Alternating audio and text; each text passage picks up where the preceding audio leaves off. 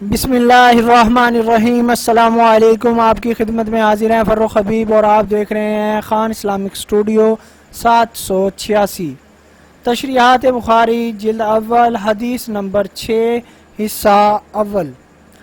حضرت عبداللہ بن عباس رضی اللہ عنہ نے خبر دی کہ انہیں ابو سفیان بن حرب نے خبر دی کہ ہرقل نے اس کی طرف آدمی بھیجا جبکہ وہ قریش کے قافلے میں تھے اور یہ عرب لوگ شام میں تجارت کرنے کے لیے گئے تھے اس مدت میں جبکہ جناب رسول اللہ صلی اللہ علیہ وآلہ وسلم نے ابو سفیان اور کفار قریش کے ساتھ صلح کر لی تھی۔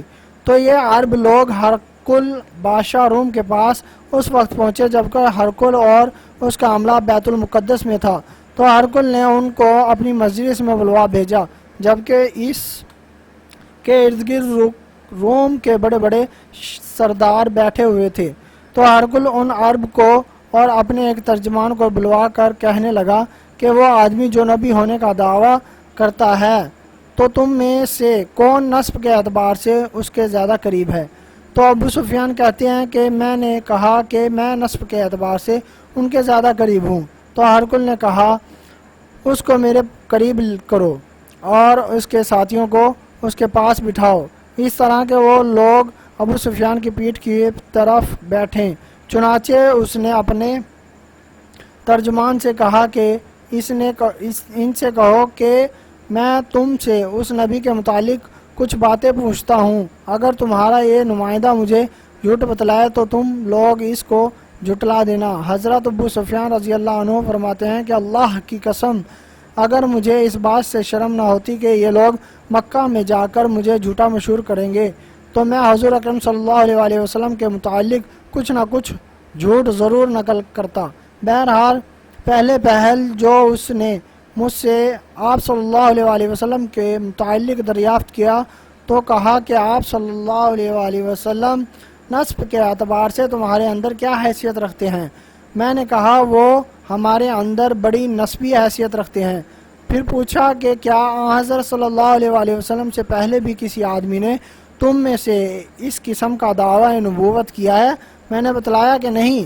پھر اس نے پوچھا کہ کیا آپ صلی اللہ علیہ وآلہ وسلم کے آباء و اجداد میں سے کوئی بادشاہ گزرا ہے؟ میں نے کہا نہیں۔ پھر پوچھا کہ کیا چودھری لوگ اس کی پیروی کرتے ہیں یا کمزور لوگ؟ میں نے کہا کمزور لوگ ان کی پیروکار ہیں۔ اس نے پوچھا کہ کیا ان کی نفری بڑھ رہی ہے یا کم ہو رہی ہے؟ میں نے کہا کہ بڑھ رہی ہے۔ پھر پوچھا کہ کیا کوئی شخص داخل ہونے کے بعد اس دین سے ناراض ہو کر پھر جاتا ہے یعنی مرتد ہو جاتا ہے؟ میں نے کہا نہیں۔ پھر اس نے پوچھا کہ دعوی نبوت سے پہلے کبھی تم نے اس پر جھوٹ کی تہمت لگائی ہے؟ میں نے کہا نہیں۔ اس نے کہا کہ کیا وہ بدعہدی کرتا ہے؟ میں نے کہا نہیں، حالانکہ ہم صلح کے اس مدت میں تھے جس کے متعلق ہم نے جانتے تھے کہ آپ صلی اللہ علیہ وآلہ وسلم اس میں ہمارے ساتھ کیا سلوک کرنے والے ہیں۔ یہی ایک موقع تھا کہ جس میں اپنی طرف سے کچھ گڑبڑ کر سکتا تھا مگر مجھے کسی کلمے کے داخل کرنے کی گنجائش نہ رہی۔ پھر اس نے پوچھا کہ تمہاری ان سے لڑائی بھی ہوتی ہے؟ میں بولا ہاں۔ اس نے کہا تو پھر تمہاری لڑائی کیسی رہتی ہے؟ تو میں نے کہا ہمارے اور ان کے درمیان لڑائی ڈول کی طرح ہوتی ہے، کبھی وہ ہم پر غالب آ جاتے ہیں جیسے بدر میں اور کبھی ہم ان پر غالب آ جاتے ہیں جیسے کہ احد میں۔